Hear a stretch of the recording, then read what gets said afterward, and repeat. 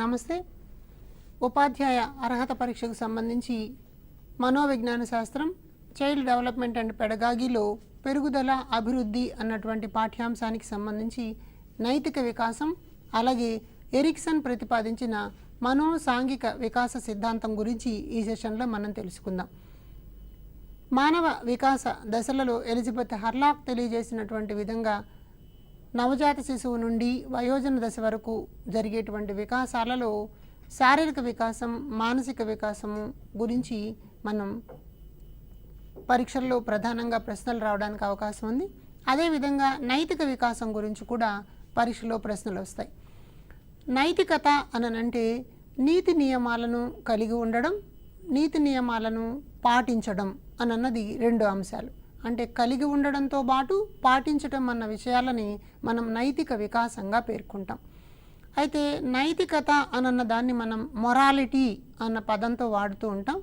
Morality అన్నది Morse అనేటువంటి Latin పదం నుంచి ఏర్పడింది అన్నమాట. మోర్స్ అంటే నీతిగా ఉండడం అని అర్థం. అయితే ఈ నైతిక వికాసం గురించి పరిశోధన చేసినటువంటి వాళ్ళలో ముఖ్యులు లారెన్స్ కోల్బర్గ్. ఈయన హార్వర్డ్ యూనివర్సిటీకి చెందినటువంటి ప్రొఫెసర్ అన్నమాట. వీరు ఈ అంశానికి సంబంధించి విభిన్న గ్రంథాలను రాశారు. వాటిలో ముఖ్యమైనది the philosophy of moral development అన్నది ఒక పుస్తకం, అలాగే the psychology of moral development, అలాగే the measurement of moral development అన్న 3 గ్రంథాలు చాలా ముఖ్యం. కాబట్టి పరీక్ష దృష్ట్యా కూడా the philosophy of moral development, psychology of moral development గ్రంథాల రచయిత ఎవరు అని అంటే మనం లారెన్స్ కోల్బర్గ్ అని సమాధానం రాయాలి. అయితే ఈ నైతిక వికాసం సంబంధించి మనం గమనించినప్పుడు నైతిక వికాసం శైశవ దశ నుంచి పూర్వ బాల్య దశ, ఉత్తర బాల్య దశ, కౌమార దశల వరకు జరిగేటువంటి క్రమాన్ని గమనించి చూస్తే శైశవ దశలో నైతిక వికాసం అన్నది పూర్తిగా ఉండదు. కాబట్టి పరీక్ష దృష్ట్యా నైతిక వికాసం లేని దశ అనంటే మనం శైశవ దశ గురించి చెప్పాల్సి వస్తుంది. అలాగే పూర్వ బాల్య దశ, ఈ పూర్వ బాల్య దశలో కూడా మంచి చెడుల మధ్య విచక్షణ అన్నది పెద్దగా తెలియదు. వచ్చేటువంటి ఫలితాల ఆధారంగా వాళ్ళు నైతికత అన్నదాన్ని అర్థం చేసుకుంటారు. అంటే ఏ పని చేయడం ద్వారా సంతోషం కలుగుతుందో అది మంచి పని అనుకుంటారు. ఏ పని చేయడం ద్వారా వాళ్ళకి దెబ్బలు పడతాయి, లేకపోతే బాధ కలుగుతుంది అని అనుకుంటారో దానిని చెడ్డ పని అనుకుంటారు. అంచేత పెద్ద విచక్షణ జ్ఞానం అన్నది ఉండదు. కాబట్టి పూర్వ బాల్య దశలో కూడా మనకి నైతికత అన్నది అప్పుడప్పుడే ఏర్పడుతూ కనిపిస్తుంది. అయితే ఉత్తర బాల్య దశలోకి వచ్చేటప్పటికి చేసేటువంటి కార్యక్రమాల ద్వారా మంచి అనిపించుకోవడానికి ఏమి పనులు చేయాలో ఆ పనులు చేసేటువంటి ప్రయత్నం చేస్తారు. చెడు ద్వారా ఎక్కడైతే తమకు ఇబ్బందులు కలుగుతూ వస్తాయో వాటిని గుర్తించేటువంటి ప్రయత్నం చేస్తారు. కాబట్టి పాఠశాల స్థాయిలో పూర్వ బాల్య దశలో నైతికత అన్నది ఎదుగుతూ కనిపిస్తుందన్నమాట. కౌమార దశకు వచ్చేటప్పటికి సాంఘిక ఆమోదం పొందినటువంటి పనులను చేయడం, సమాజంలో తమ పాత్ర కోసం, తమ గుర్తింపు కోసం ప్రయత్నం చేయడం అన్నది గమనిస్తారు. కాబట్టి అక్కడ నైతిక వికాసం గరిష్ట స్థాయికి చేరినట్టుగా కనిపిస్తుంది. కాబట్టి పరీక్ష దృష్ట్యా మనం ఎలిజబెత్ హర్లాక్ ప్రతిపాదించినటువంటి దశలలో నైతిక వికాసం లేని దశ అనంటే శైశవ దశ అని చెప్పాలి. నైతిక వికాసం ప్రారంభమయ్యేటువంటి దశ అంటేనేమో పూర్వ బాల్య దశ అంటాం. నైతిక వికాసం గరిష్టంగా ఉండేటువంటి దశ అన్నప్పుడు కౌమార దశ అని చెప్పి చెప్తాం అన్నమాట. అయితే లారెన్స్ కోల్బర్గ్ ఏమంటున్నారంటే నైతిక వికాసానికి సంబంధించి 3 రకాల స్థాయిలను వివరించారు. అయితే ప్రతి దశలోనూ, ప్రతి స్థాయిలోనూ 2 దశలు ఉంటాయని చెప్పారు. కాబట్టి కోల్బర్గ్ ప్రకారము నైతిక వికాసము 3 స్థాయిలు, 6 దశలను కలిగి ఉంటుందన్నమాట. ఈ దశల గురించి ఇప్పుడు మనం అర్థం చేసుకునే ప్రయత్నం చేద్దాం. వాటిలో మొదటి దాన్ని మనం ఏమంటామంటే పూర్వ సంప్రదాయ స్థాయి అంటాం. ఇది 4 నుండి 10 సంవత్సరాల వయసు వరకు ఉంటుంది. అంటే ఇందాక మనం ఎలిజబెత్ హర్లాక్ జీవన దశలని గమనించి చూసినప్పుడు పూర్వ బాల్య దశలో నైతికత ప్రారంభమవుతుందన్నాం. కాబట్టి పూర్వ సంప్రదాయ స్థాయి 4 నుండి 10 సంవత్సరాల వయసు వరకు ఉండేటువంటిదిగా లారెన్స్ కోల్బర్గ్ చెప్తున్నారు. ఇక్కడ ఉండేటువంటి ఈ వికాస స్థితిలో 2 దశలను మనం గమనిస్తే మొదటి దశలో మనకి ఎలా పిల్లలు ఉంటారు అంటే శిక్ష నుంచి తప్పించుకోవడానికి ప్రయత్నం చేస్తారు. అంటే ఇక్కడ నైతికత అనంటే వాళ్ళు ఏమి నైతిక నియమాలు ఉంటాయి? ఏదైనా ఒక పని చేస్తే కోప్పడతారన్నప్పుడు ఆ పనిని చేయడానికి తప్పించుకునే ప్రయత్నం చేస్తారు. అంటే ఉదాహరణకు ఒక పెన్నో పెన్సిలో తీసుకుని గోడ మీద రాయడం. గోడ మీద రాసినప్పుడు అమ్మ వాళ్ళు నాన్న తిడతారని తెలిసినప్పుడు అక్కడ నేను రాయలేదు అని చెప్పి చెప్పుకుంటారనమాట. అలాగే మంచి ప్రవర్తన ఆధారంగా, అంటే ఏదైనా ప్రవర్తన మంచిగా ఉండి వెరీ గుడ్ బాగా చేశావు అంటే అలాంటి పనిని మళ్ళీ మళ్ళీ చేయడం ద్వారా మంచిగా అనిపించుకోవడానికి ప్రయత్నం చేస్తారు. కాబట్టి పూర్వ సంప్రదాయ స్థాయిలో నైతికత అన్నది అలా ఏర్పడుతూ ఉంటుంది. అలాగే రెండవ దాన్ని మనం ఏమంటామంటే సంప్రదాయ స్థాయి అంటాం. సంప్రదాయ స్థాయి అన్నది 11 నుండి 13 సంవత్సరాల వయసు వరకు ఉంటుంది. ఈ దశలో ఇతరులతో మంచి అనిపించుకోవడం కోసం చేసే పనులన్నీ ఉంటాయి. అందుకని మీరు ఈ వయసు పిల్లల్ని గమనించినట్లయితే వారికి ఇంట్లో అమ్మ ఏదైనా పని చెప్తే ఆ పని చేయడానికి ఇష్టపడరు. కానీ అదే పనిని పక్కింటి వాళ్ళు ఎవరైనా చెప్తే చేస్తారు. కారణం ఏమంటే వాళ్ళు వీడు మంచి పిల్లవాడు అని చెప్పి పొగుడుతారు. కాబట్టి ఇతరులతో మంచి అనిపించుకోవడానికి చాలా పనులు చేస్తారు. అలాగే ఉపాధ్యాయుడు పాఠశాలలో తరగతి గది బయట చెప్పులన్నింటినీ వరుస క్రమంలో వదలాలి అని చెప్పినప్పుడు ఇలా వదిలేటువంటి పిల్లల్ని టీచర్ గుడ్ అని అప్రిషియేట్ చేస్తాడు. కాబట్టి తాము ఆ పనిని అలవాటు చేసుకుంటారు. కాబట్టి పిల్లలు 11 నుండి 13 సంవత్సరాల వయసులో ఇతరులతో మంచి అనిపించుకోవడం కోసం ప్రయత్నం చేయడం అన్నది కనిపిస్తుంది అన్నమాట. అలాగే రెండవ ముఖ్యమైన అంశం ఏంటంటే సంఘం ఆమోదించేటువంటి నియమాలను పాటిస్తారు. కొన్ని నైతిక నియమాలు మనకుంటాయి. పెద్దవాళ్ళు వచ్చినప్పుడు లేచి నిలబడాలి అన్నటువంటి ఒక నైతిక నియమం ఉందనుకోండి. అది పాఠశాలలోనైనా ఇంట్లోనైనా పెద్దవారు రాగానే లేచి నిలబడడం అన్నటువంటి నైతిక నియమాన్ని పాటిస్తారు. అదేవిధంగా ఇతరులు మాట్లాడేటప్పుడు ఇతరులు ఏదైనా విషయాన్ని చెప్తున్నప్పుడు శ్రద్ధగా వినాలి, అడ్డం మాట్లాడకూడదు అని చెప్పినప్పుడు ఆ వినేటువంటి స్వభావాన్ని అర్థం చేసుకుంటారు. కాబట్టి మంచి పనులు చేయడం అన్న దాంతోపాటు సంఘం ఆమోదించేటువంటి నియమాలను పాటించడం కోసం ప్రయత్నం చేస్తారు. కాబట్టి ఉదయాన్నే నిద్ర లేవడం ఇలాంటి రకాలైనటువంటి అలవాట్లను కూడా ఈ దశలో పిల్లలు అలవాటు చేసుకుంటారనమాట. కాబట్టి నైతిక నియమావళిని పాటించేటువంటి ఈ స్థితిలో పిల్లలకి పాఠశాల స్థాయిలో మంచి అవకాశాలని కల్పించాలి. అందుకోసమే ఇక్కడ పిల్లలు విషయాన్ని అర్థం చేసుకుని ఏది మంచి ఏది చెడు అని తెలుసుకునేటువంటి ప్రయత్నం చేస్తారు. కాబట్టి ఈ స్థాయిలో పిల్లలకి మోరల్ ఎడ్యుకేషన్, నీతి విద్య అన్నదాన్ని అందించడానికి ప్రభుత్వాలు సిఫారసు చేస్తాయి.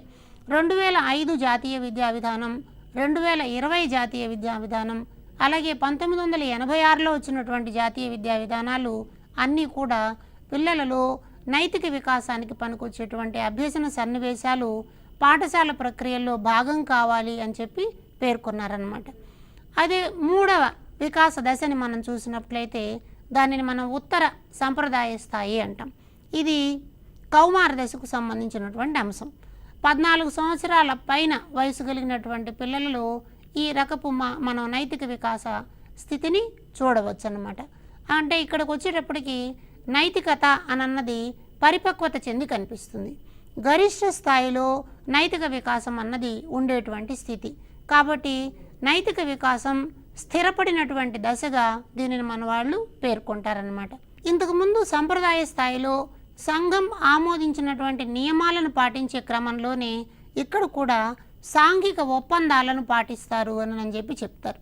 అంటే అక్కడ ఉన్నటువంటి రూల్స్ అండ్ రెగ్యులేషన్స్, ఒక సమాజంలో ఏ నియమాలు ఉంటాయో ఆ నియమాలను పాటిస్తారు.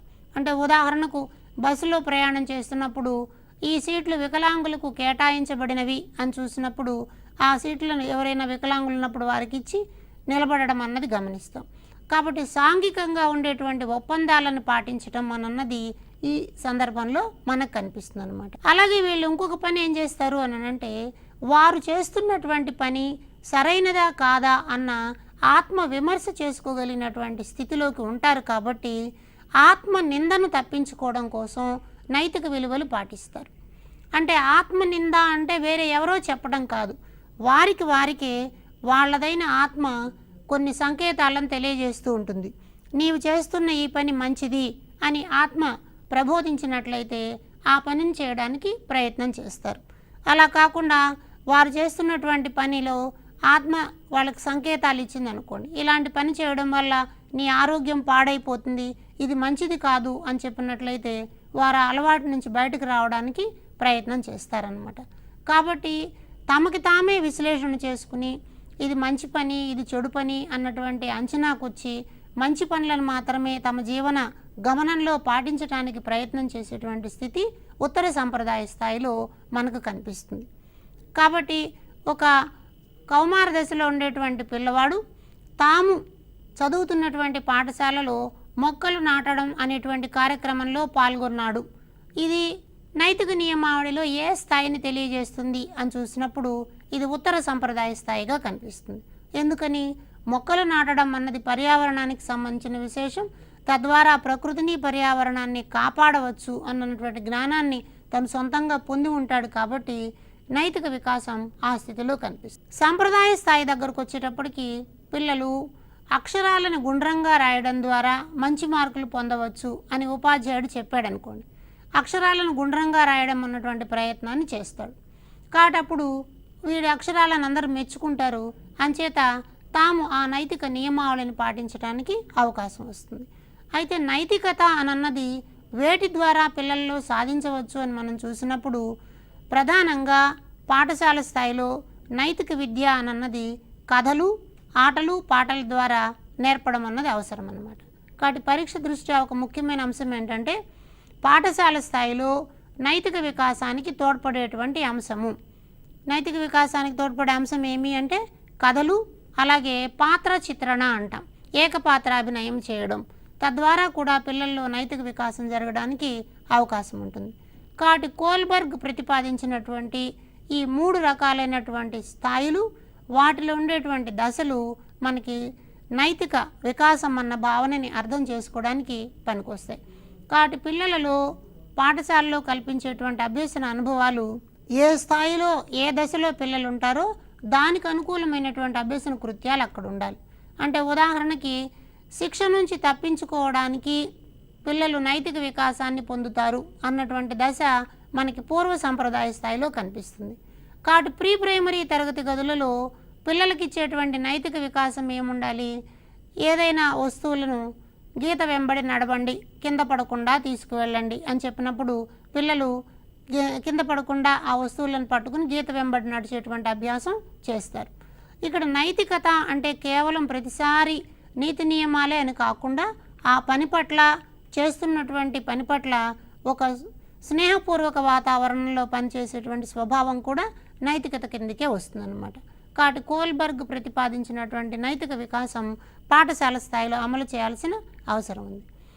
అలాగే మరొక ముఖ్యమైన అంశం ఏంటంటే ఆత్మ వికాస సిద్ధాంతం అంటాం. ఈ ఆత్మ వికాస సిద్ధాంతాన్ని కార్ల్ రోజర్స్ అనేటువంటి మనోవైజ్ఞానికుడు ప్రతిపాదించాడు. ఇది కూడా పెరుగుదల వికాసాలలో తోడ్పడేటువంటి అంశం. అయితే ఈయనకి ప్రత్యేకమైనటువంటి విశేషత ఏంటంటే అంతకుముందు మనకి మనోవిశ్లేషణవాదం అని ఫ్రాయిడ్ చెప్పినటువంటి అంశాలు, ప్రవర్తనావాద అంశాలు, వీటన్నిటినీ కొంచెం విభేదిస్తూ కార్ల్ రోజర్స్ ఏం చేశాడంటే మానవతావాద ఉపగమం, ఒక హ్యూమనిస్టిక్ అప్రోచ్ అన్నదాన్ని తీసుకొచ్చాడు. ఈ humanistic approach is against behaviouristic approach and psychoanalytical approach. ఈ రెండిటికి కూడా వ్యతిరేకంగా కనిపిస్తుంది.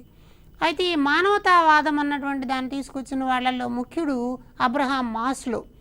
అబ్రహాం మాస్లో ప్రతిపాదించినటువంటి ఈ వాదాన్ని కార్ల్ రోజర్స్ ఆత్మవికాస సిద్ధాంతంగా పేర్కొన్నాడు అనమాట. ఇందులో ఏమేమి ప్రధాన అంశాలు ఉంటాయంటే ఆత్మభావన అని ఒకటి ఉంటుంది. ఆత్మభావన అంటే తన ప్రవర్తన గురించి తనకు తెలిసి ఉండడం, హూ యామై అంటాం, నేను ఎవరు అన్నటువంటి అంశాన్ని తెలుసుకుని ఉండడం. ఇలా తెలుసుకుని ఉండడం ద్వారా నైతిక వికాసం జరగడానికి అవకాశం ఉంది. అయితే ఈ ఆత్మభావనలో 2 రకాల అంశాలు ఉంటాయి. ఒకదానిని మనం వాస్తవిక ఆత్మభావన అంటాం. అంటే అసలు నిజానికి నేను ఎలా ఉన్నాను అని అన్నది మన ప్రవర్తన ద్వారా అది వ్యక్తమవుతూ ఉంటుంది. ఉదాహరణకు సాధారణ పరిస్థితులలో మనం ఇతరులతో మాట్లాడేటువంటి భాష ద్వారా ఇతరులను మనం ఎలా గౌరవిస్తున్నాం, ఏ పదజాలాన్ని ఉపయోగిస్తున్నాం అన్నది అర్థమవుతాయి. అది వాస్తవికమైనటువంటి ఆత్మభావన. మనం ఆ సందర్భాన్ని బట్టి మనం ఎలా రిఫ్లెక్ట్ అవుతున్నామని. అయితే ఆదర్శ ఆత్మభావన అని ఒకటి ఉంటుందన్నమాట. ఇదేమిటి అని అంటే, నేను ఇలా ఉండాలి అని చెప్పి అనుకుంటున్నాను అని అంటే దానిని మనం ఆదర్శ ఆత్మభావన అంటాం. ఎలా ఉన్నాడో చెప్పేటువంటిదేమో వాస్తవిక ఆత్మభావన, ఎలా ఉండాలి అని అనుకుంటున్నాడో చెప్పేటువంటి దాన్ని ఆదర్శ ఆత్మభావన అంటాం. కాబట్టి ఈ రెండు భావనల మధ్యన గ్యాప్ కనిపిస్తుంది. దాన్నే మనం అంతరం అంటాం అన్నమాట. ఇంతకుముందు కూడా మనము పియాజే సంజ్ఞానాత్మక సిద్ధాంతంలో మాట్లాడుకున్నప్పుడు అంతరం అన్నటువంటిది అసమతుల్యత అన్నటువంటి అంశాన్ని చూసాం. అదేవిధంగా ఆదర్శ ఆత్మభావన, వాస్తవిక ఆత్మభావనల మధ్యన అంతరం పెరిగింది అని అంటే అది మానసిక అనారోగ్యానికి దారితీస్తుంది. అంటే ఒక వ్యక్తి నేను చాలా మంచివాడిగా ఉండాలి అని అనుకున్నాడు. అంటే దాన ధర్మాలు చేయడం వల్ల మంచివాడిని అనిపించుకుంటాను అని ఆయనకు ఆదర్శ ఆత్మభావన ఉంది. ఉన్న సంపదనంతా దాన ధర్మాలు చేస్తూ వెళ్ళాడు అనుకోండి, కొన్ని రకాల ఇబ్బందులకు గురవుతాడు. తద్వారా మానసిక వ్యాధులకు రావడానికి అవకాశం ఉంటుంది. అలాగే ఒక వ్యక్తి తనకున్నటువంటి సామర్థ్యం తక్కువగా ఉన్నప్పటికీ తాను ఐఏఎస్ చదవాలి అని చెప్పి ప్రయత్నం చేశాడు. కానీ అతను అక్కడ ఉండేటువంటి పోటీ పరీక్షల్లో ఆ విషయాలను నేర్చుకోలేడంలో ఇబ్బంది పడుతూ ఉన్నాడు. తద్వారా ఒక సంఘర్షణకు, వ్యాకులతకు గురవుతాడు. ఒక విద్యార్థికి గణితంలో పెద్ద అభినివేశం లేదు. అతను ఎంపీసీ చదవాలనుకున్నాడు. కానీ అక్కడ ఉండేటువంటి లెక్కలు అర్థం చేసుకోవడంలో సంక్లిష్టతలు ఏర్పడతాయి. కాబట్టి తద్వారా పిల్లవాడు ఒక వ్యాకులతకు గురవుతాడు. అంచేత అక్కడ ఒక అంతరం ఏర్పడుతుంది. అది చివరికి మానసిక అనారోగ్యానికి దారితీస్తుంది అన్నమాట. కాబట్టి రోజర్స్ సిద్ధాంతం మనకి ఏం చెప్తోంది అంటే, వాస్తవిక ఆత్మభావనకు, ఆదర్శ ఆత్మభావనలకు మధ్య ఉండేటువంటి వ్యత్యాసాన్ని తగ్గించడం ద్వారా, రెండింటిని దగ్గర చేయడం ద్వారా వ్యక్తుల యొక్క మానసిక ఆరోగ్యాన్ని పెంపొందించవచ్చు అని చెప్తున్నారు. ఇది కొలవడం కోసము ఒక రకమైనటువంటి మనోవిజ్ఞాన పద్ధతిని ఉపయోగిస్తారు. దానిని మన వాళ్ళు సెమాంటిక్ డిఫరెన్షియల్ టెక్నిక్ అంటారు. ఈ సెమాంటిక్ డిఫరెన్షియల్ టెక్నిక్ ద్వారా ఆత్మభావన ఎంతవరకు ఉంది అన్న దాన్ని కొలిచే ప్రయత్నం చేస్తారు. కాబట్టి మనం నైతిక వికాసము అని అనగానే కోల్బర్గ్ చెప్పినటువంటి అంశాలను, కార్ల్ రోజర్స్ చెప్పినటువంటి అంశాలను పరీక్ష దృష్ట్యా అధ్యయనం చేయాల్సిన అవసరం ఉంది. అదేవిధంగా మరొక ముఖ్యమైనటువంటి వికాస సిద్ధాంతం పెరుగుదల, అభివృద్ధి పాఠంలో మనకు కనిపించేటువంటి దాన్ని చూద్దాం ఇప్పుడు. ఆ సిద్ధాంతాన్ని ప్రతిపాదించినటువంటి వాడు ఎరిక్సన్. దీనిని మనం మనో సాంఘిక వికాస సిద్ధాంతము అంటాం. ఈ మనో సాంఘిక వికాస సిద్ధాంతము సోషియో సైకలాజికల్ డెవలప్మెంట్ థియరీ అంటాం. ఈ socio psychological development theory Freud చెప్పినటువంటి ఆలోచనకి దాదాపు అంగీకరిస్తూనే ఒక చిన్న విభేదనం అన్నది కనిపిస్తుంది.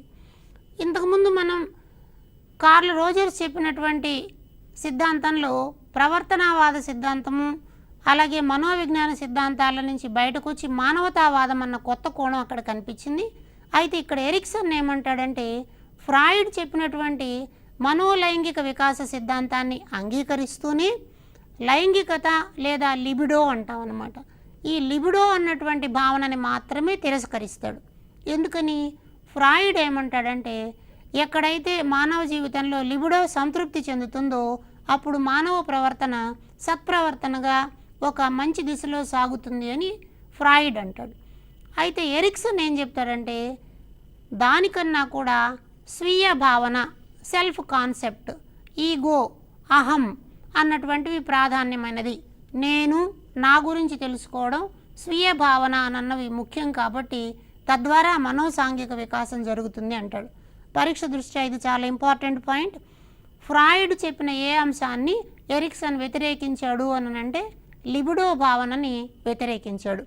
దాని బదులు ఏ భావనని ప్రవేశపెట్టాడు అంటే అహం అనేటువంటి భావన, స్వయం తత్వం, నేను అన్నటువంటి భావనకు ప్రాధాన్యతనిచ్చాడనమాట. ఈ ఎరిక్సన్ 2 రకాల గ్రంథాలు రాస్తున్నాడు. వాటిలో ప్రధానమైనవి the stages of psychological development అన్నది ఒక ముఖ్యమైన పుస్తకం. అలాగే చైల్డ్హుడ్ అండ్ సొసైటీ అంటే సమాజము పిల్లల మీద ఎలాంటి మార్పును సూచిస్తుంది అన్నది ఒక ముఖ్యమైన గ్రంథంగా చెప్పాడు. సాంఘిక పరిసరాలతో జరిపేటువంటి ప్రతిచర్యల ద్వారానే వ్యక్తిలో వికాసం కలుగుతుంది అంటాడు. ఒక వ్యక్తి సొంతంగా తనకి తాను తన చుట్టూ ఉండేటువంటి సామాజిక సందర్భాలతో ప్రతిచర్యలు జరపడం ద్వారా సాంఘిక వికాసం జరుగుతుంది. అంతే తప్పక కేవలం లైంగికపరమైనటువంటి భావనల మాత్రం ద్వారా లిబిడో ద్వారా మాత్రమే కాదు అని అన్నది ఎరిక్సన్ యొక్క ఉద్దేశం అన్నమాట. ఎరిక్సన్ తన సిద్ధాంతంలో ప్రధానంగా కొన్ని రకాల జీవన పరిస్థితులను వివరించే ప్రయత్నం చేశాడు. కాబట్టి ఈ పాఠంలో మనకి ఎలిజబెత్ హర్లాక్ మానవ వికాస దశలు చెప్పినట్లే ఎరిక్సన్ కూడా సాంఘిక మనోవిజ్ఞాన దశలు అన్నవి చెప్పాడు. ఇవి కూడా పరీక్ష దృష్ట్యా చాలా ముఖ్యం. అయితే ప్రతి దశలోనూ వ్యక్తి జీవితానికి కొన్ని క్లిష్టమైన పరిస్థితులు ఏర్పడుతూ ఉంటాయి. అయితే ఆ క్లిష్టమైన పరిస్థితులను అధిగమించే సందర్భాల్లో వ్యక్తులు కొన్ని లక్షణాలని అడాప్ట్ చేసుకుంటారు. ఏమిటి అవి అన్నవి ఇప్పుడు చూద్దాం మనం. మానవ మనోలైంగిక వికాస దశలు అన్నటువంటి వాటిల్లో ముఖ్యమైన దశని పూర్వ శైశవ దశ అని చెప్పి అంటారు. మొదటి దశని. ఈ పూర్వ శైశవ దశ పుట్టుక నుండి 1.5 సంవత్సరాల వరకు ఉంటుంది. అంటే ఈ దశలో పిల్లల్లో ఎదురయ్యేటువంటి సన్నివేశాల వల్ల ఏర్పడే క్లిష్ట పరిస్థితులు ఎలా ఉంటాయంటే నమ్మకం, అపనమ్మకం అన్న భావనలు కనిపిస్తాయి. అంటే ఉదాహరణకు ఒక పిల్లవాడు ఆకలేసింది, ఆకలి వేసిన వెంటనే ఏడ్చాడు, ఏడవగానే అమ్మ వచ్చి పాలిచ్చింది. కాబట్టి ఆకలి వేసినప్పుడు ఏడిస్తే అమ్మ వచ్చి పాలిస్తుంది అన్న ఒక నమ్మకాన్ని కలిగి ఉంటాడు. ఒకవేళ ఏడ్చినా కూడా తల్లి రాకుండా ఏదో ఒక పాలసీసానో ఇట్లా వచ్చిందనుకోండి, అప్పుడు ఆ పిల్లల్లో అపనమ్మకం అన్నటువంటి ఒక క్లిష్ట పరిస్థితి వస్తుందన్నమాట. అయితే ఈ నమ్మకం లేదా అపనమ్మకం అన్నటువంటి క్లిష్ట పరిస్థితులను తప్పించుకోవడానికి ఆశ అన్నటువంటి లక్షణాన్ని వాళ్ళు అలవాటు చేసుకుంటారు. కాబట్టి పూర్వ శైశవ దశలో మనోవికాసం ఎలా జరుగుతుంది అని అంటే నమ్మకము, అపనమ్మకము అనేటువంటి క్లిష్ట పరిస్థితుల నుంచి ఆశ అన్నటువంటి లక్షణానికి దారితీసేదిగా కనిపిస్తుంది అన్నమాట. అలాగే మరొక దాన్ని మనం ఉత్తర శైశవ దశ అంటాం. ఈ ఉత్తర శైశవ దశ 1.5 నుండి 3 సంవత్సరాల కాలం వరకు ఉంటుంది. ఈ వయసులో పిల్లల్లో చాలక నైపుణ్యాలు పెరుగుతాయి. అంటే fine motor skills, gross motor skills కూడా కొంత బలపడుతూ ఉంటాయి. కాబట్టి కండరాల నియంత్రణ ఉంటుంది. కాబట్టి ఇక్కడ నేను సొంతంగా చేసుకోగలనన్న ఒక నమ్మకం కలుగుతుంది. స్వయం ప్రతిపత్తి అంటాం. అలాగే సందేహం కూడా కలుగుతుంది. అంటే పిల్లలు ఉదాహరణకి మెట్లెక్కే ప్రయత్నాన్ని చేస్తారు. 1.5 సంవత్సరం పిల్లవాడు మెట్లెక్కుతూ ఉంటే వాడిని వదిలేసినట్లయితే జాగ్రత్తగా పడిపోకుండా మెట్లెక్కుతాడు. కానీ మనం వాళ్ళని పట్టుకుని వెంటనే ఆపేస్తాం, నువ్వు ఎక్కలేవు అన్నది. తద్వారా వాడికి ఒక సందేహం వస్తుంది. అలాగే ఈ వయసులో ఉన్న పిల్లలు ఒక గాజు గ్లాసుని పట్టుకున్నారనుకోండి, అది కింద పడేస్తే పగిలిపోతుంది అని చెప్పి ఒక సందేహాన్ని మనం క్రియేట్ చేస్తాం. కానీ ఎలిజబెత్ హర్లాక్తో పాటు మేరియా మాంటిసోరీ ఇలాంటి దశల్లోనే పిల్లలకు స్వయం ప్రతిపత్తి కలిగే అంశాల మీద శిక్షణనివ్వాలి అంటారు. అందుకని మీరు మాంటిసోరీ విద్యా విధానాన్ని చూసినట్లయితే 1.5-3 సంవత్సరాల వయసు కలిగినటువంటి పిల్లలు అత్యంత సున్నితమైనటువంటి కార్యక్రమాలలో పాల్గొనేలాగా చూస్తారనమాట. లేకపోతే పిల్లల్లో సందేహం అన్నటువంటి ఒక మానసిక బలహీనత కలుగుతుంది. కాబట్టి ఎప్పుడైతే స్వయం ప్రతిపత్తి వస్తుందో తద్వారా మనోబలం అన్నటువంటి ఒక లక్షణం పిల్లల్లో డెవలప్ అవుతుంది. ఒకవేళ స్వయం ప్రతిపత్తికి అవకాశం లేకపోతే సందేహంతో వాళ్ళు మిగిలిపోయే ప్రమాదం ఉందన్నమాట. అట్లాగే 3వ దశని మనం క్రీడా దశ అంటాం. ఈ క్రీడా దశ 3 నుంచి 5 సంవత్సరాల వరకు ఉంటుంది. ఈ వయసులో పిల్లలు దీనిని మనం ఇంతకుముందు 3 నుంచి 5 సంవత్సరాల వయసు ఉండేటువంటి దశల్లో పిల్లలు ఆటలు ఆడేటువంటి క్రమాన్ని చూసినప్పుడు ఏకాంత క్రీడ, సహకార క్రీడ అని చెప్పి మనం అన్నట్లుగానే ఇక్కడ ఆడేటువంటి పిల్లలు జట్టు క్రీడల్లాగా ఉంటాయి. కాబట్టి ఇవన్నీ సామూహిక క్రీడల్లాగా కనిపిస్తాయి. అంటే పిల్లలు తోటి వారితో కలిసి ఆడుకునేటువంటి క్రీడల్లాగా ఉంటాయి. అలా ఆడుకునే సందర్భాల్లో పిల్లలు చాలా చొరవ చూపిస్తారు, వాళ్ళే ముందుకు వస్తారు, ఆటల్లో పాల్గొంటూ ఉంటారు. అయితే ఇదే సందర్భంలో వాళ్ళు మాట్లాడినా వాళ్ళ ఆట ఆడేటప్పుడైనా మనం వ్యతిరేకించి ఇలా కాదు ఆడడం, ఈ నియమాన్ని పాటించలేదు అని చెప్పి అన్నట్లయితే వాళ్ళల్లో తప్పు చేశామన్నటువంటి భావన బలపడే అవకాశం ఉంటుందన్నమాట. కాబట్టి ఈ మనోవికాస దశని మనకి ఎరిక్సన్ ఏం చెప్తున్నాడంటే ఇది చాలా ముఖ్యమైనటువంటి దశ. పిల్లలు ఆటలు ఆడతారు, ఆటలాడే సందర్భాల్లోనే చొరవ చూపే స్వభావం వస్తుంది. ఆ అవకాశాన్ని కల్పించినట్లయితే ఒక లక్ష్యాన్ని ఏర్పరచుకొని లక్ష్య సాధన కోసం పనిచేసే శక్తి అక్కడ అలవడుతుంది అని చెప్పి చెప్తారు. కాబట్టి క్రీడా దశ అన్నది ఎరిక్సన్ వికాస దశలలో ముఖ్యమైన దశ అని పేర్కొంటారు. దీని మీద ప్రశ్న చాలాసార్లు మనకు అడిగారు కాబట్టి క్రీడా దశ అన్నది చొరవ, తప్పు చేశానన్న భావన అన్నటువంటి లక్షణాలు కనిపిస్తాయి. అయితే అది లక్ష్యం వైపుగా మళ్లించేటువంటి ప్రయత్నానికి అనుకూలంగా పాఠశాల అభ్యసన సన్నివేశాలు ఉండాల్సిన అవసరం ఉందన్నమాట. అలాగే ఇంకొక దశని మనం పాఠశాల దశ అంటాం. ఇది నిజమైనటువంటి పాఠశాల దశ. 6 నుండి 12 సంవత్సరాల వయసు వస్తుంది. ఈ వయసులో క్రమశిక్షణ అన్నదాన్ని పిల్లలు ఫాలో అవుతూ కనిపిస్తారు. పాఠశాలలో ఉండేటువంటి నియమాలను పాటిస్తారు. పాఠశాలలో టైం టేబుల్ని పాటించడము, నియమాలను పాటించడం అన్నవన్నీ కూడా క్రమశిక్షణకు దారితీస్తాయి. అయితే ఒక్కొక్కసారి క్రమశిక్షణ పాటించలేని సందర్భాల్లో వాళ్ళు న్యూనతకు గురి కావడం అన్నది జరుగుతుంది. అంటే ఈ వయసులో ఉండేటువంటి పిల్లలు క్రమశిక్షణకి పాటించకపోతే వాళ్ళని శారీరకంగా, మానసికంగా దండించినట్లయితే తద్వారా అది న్యూనతకి దారితీసి వాళ్ళు మూడీగా మారిపోయేటువంటి ప్రమాదం ఉందన్నమాట. ఎప్పుడైతే క్రమశిక్షణని పాటిస్తూ ఉంటారో ఆ క్లిష్ట పరిస్థితిని ఎదుర్కోవడం ద్వారా వాళ్ళలో సామర్థ్యము అన్నటువంటి లక్షణం డెవలప్ అవుతుంది. పాఠశాలలో ఉన్నటువంటి క్లిష్ట పరిస్థితులన్నీ, ఉదాహరణకి పాఠశాలలో ఏర్పరిచేటువంటి క్రమశిక్షణ అన్నాం. ప్రార్థనా సమయానికి పాఠశాలకు రావడం, లేకపోతే హోంవర్క్ను పూర్తి చేయడం, ఆట స్థలంలో ఆటలాడుకోవడం, గ్రంథాలయంలో పుస్తకాలు చదవడం, తల్లిదండ్రుల సమావేశంలో తమ అభిప్రాయాలను నటన రూపంలో వ్యక్తం చేయడం, ఇలాంటి క్రమశిక్షణాపూరితమైనటువంటి అంశాలను ఎవరు పాటిస్తారో వాళ్ళకి భవిష్యత్తులో ఏ కార్యక్రమాన్నైనా సాధించడానికి కావాల్సినటువంటి సామర్థ్యం అలవడుతూ ఉంటుందన్నమాట. అలాగే కౌమార దశ. కౌమార దశ 12 నుంచి 20 సంవత్సరాల వరకు ఉండేటువంటి వయస్సు అంటాం. ఈ కాంబినేషన్స్ కొంచెం జాగ్రత్తగా మీరు పరీక్ష దృష్టిలో చూడాలి. ఎలిజబెత్ హర్లాక్ వికాస దశల్లో కౌమార దశ అన్నది 18 సంవత్సరాల వరకే ఉంటుంది. కానీ ఎరిక్సన్ మనోసాంఘిక వికాసంలో 20 సంవత్సరాల వరకు ఉంటుంది. ఆ కంపారిజన్ కూడా ఒకసారి చూడండి. ఈ దశలో పిల్లలు సెల్ఫ్ ఐడెంటిటీ, తమ పాత్రను గుర్తించుకోవడం కోసం ప్రయత్నం చేస్తారు. అందుకోసం తమ ఆహార్యంలో, వస్త్రధారణలో, భాషలో, నడకలో ఇట్లాంటి వాటన్నిటిలో కూడా ప్రత్యేకత అన్నది కనిపిస్తుంది. కాబట్టి ఒక కౌమార దశలో ఉన్నటువంటి విద్యార్థి వస్త్రధారణ రంగురంగుల వస్త్రాలను ధరించాడు అంటే కారణం పాత్ర గుర్తింపు కోసం చేసేటువంటి ప్రయత్నం. అలా ఎవరు గుర్తించలేకపోతే తనకు ఒక మానసిక సంఘర్షణ వస్తుంది. అందువల్ల ఆ వ్యక్తి ఒక సందిగ్ధ స్థితిలోకి వెళ్తాడు. నాకు ఐడెంటిఫికేషన్ రాలేదు, నన్ను ఎవరు గుర్తించలేదన్నటువంటి బాధ అతనికి వస్తుందన్నమాట. పాత్ర గుర్తింపు బాగా ఉన్నప్పుడు వాళ్ళలో విశ్వసనీయత అనేటువంటి లక్షణం, తద్వారా పిల్లల్లో విశ్వసనీయత, అందరినీ నమ్మడం, ఆమోదయోగ్యంగా ఉండడం అన్నటువంటి ప్రవర్తన పిల్లల్లో అలవడుతుంది. అలాగే పూర్వ వయోజన దశ 20 నుంచి 30 సంవత్సరాల వరకు ఉంటుంది. ఈ దశలో పిల్లలు, మనుషులు ఏం చేస్తారు, తమ అభిప్రాయాలతో ఏకీభవించేటువంటి వ్యక్తులతో సాన్నిహిత్యంగా గడుపుతారు. అంచేత తమ ఆలోచనలు, తమ అభిప్రాయాలతో పోలినటువంటి వాళ్ళని వెతుక్కునే ప్రయత్నం చేస్తారు. ప్రేమ భావన అన్నది కూడా ఈ దశలో అలవడుతూ ఉంటుందన్నమాట. కాబట్టి తమకు నచ్చినటువంటి వ్యక్తులు, సేమ్ ఫ్రీక్వెన్సీతో ఆలోచించగలిగేటువంటి వ్యక్తులు, సంస్థలతో వీళ్ళు ఉంటారు. కాబట్టి సాన్నిహిత్య భావన అన్నది వస్తుంది.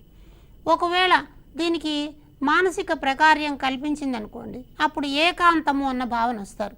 నా అభిప్రాయాలకు అనుకూలంగా ఇక్కడెవరూ లేరు, ఈ ఆఫీస్లో పనిచేసే వాళ్ళు ఎవరు నా మాట వినట్లేదు, కాబట్టి ఇది నాకు సరైనది కాదు అని చెప్పి ఏకాంత భావన అన్నది కూడా అలవరుచుకునేటువంటి మానసిక స్థితి వయోజన దశలో రావడానికి అవకాశం ఉంది.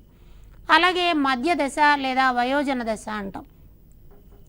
ఈ వయోజన దశ 30 నుంచి 60 సంవత్సరాల వరకు ఉంటుంది.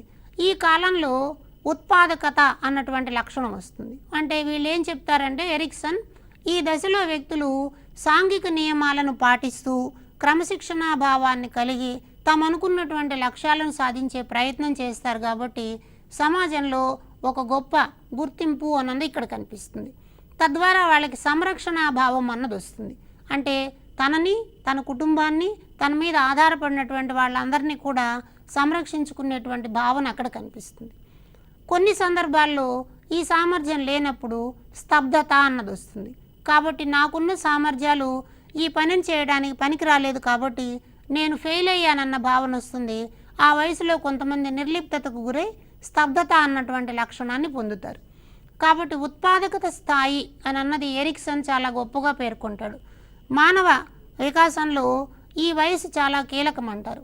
వారు నేర్చుకున్నటువంటి నీతి నియమాలను, వారు పాటించాలనుకున్నటువంటి మంచి అంశాలను అమలు చేసేటువంటి దశ అని చెప్పి ఈ దశను పేర్కొంటారు. చివరిగా పరిపక్వ దశ అంటాం.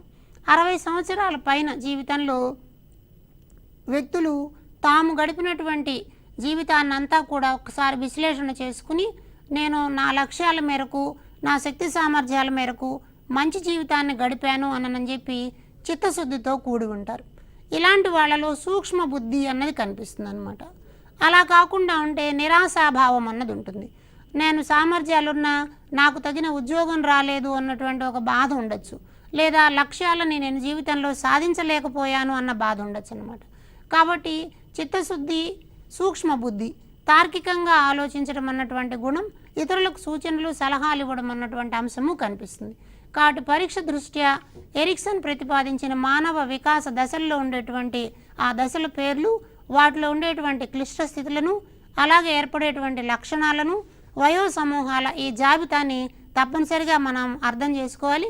దాని మీద ప్రశ్నలు ఎక్కువగా వస్తాయి. కాబట్టి పూర్వ శైశవ దశ అంటే 1 నుంచి 1.5 సంవత్సరాలని, ఉత్తర శైశవ దశ అంటే 3 సంవత్సరాల వరకు, క్రీడా దశ అంటే 5 సంవత్సరాల వరకు, పాఠశాల దశ అంటే 12 సంవత్సరాల వరకు, 20 సంవత్సరాల వరకు కౌమార దశ ఉంటుందని, 30 సంవత్సరాల వరకు పూర్వ వయోజన దశ, 60 సంవత్సరాల వరకు మధ్య వయోజన దశ, 60 సంవత్సరాల నుంచి చివరి వరకు పరిపక్వ దశ ఉంటుంది అని ఎరిక్సన్ మనోవిజ్ఞాన శాస్త్రంలో, మానవ సాంఘిక వికాస సిద్ధాంతంలో మనం గమనించాలి. కాబట్టి ఈ పెరుగుదల, అభివృద్ధి అన్నటువంటి అంశంలో మనం వికాసము అన్నటువంటిది శారీరక, మానసిక, సాంఘిక, నైతిక, ఉద్వేగ వికాసాల రూపంలో చూసాం. కాబట్టి ఈ సిద్ధాంతాలన్నింటినీ గమనించి ప్రధానంగా శాస్త్రవేత్తల పేర్లు, దేశాలు, పదాలు, అవి ఏ భాష నుంచి మూల రూపాలు ఉన్నాయి అన్నది, అలాగే వికాస దశలకు సంబంధించినటువంటి వయో ప్రమాణాలని పరీక్ష దృష్ట్యా గమనించినట్లయితే మంచి మార్కులు పొందడానికి అవకాశం ఉంది. ధన్యవాదాలు.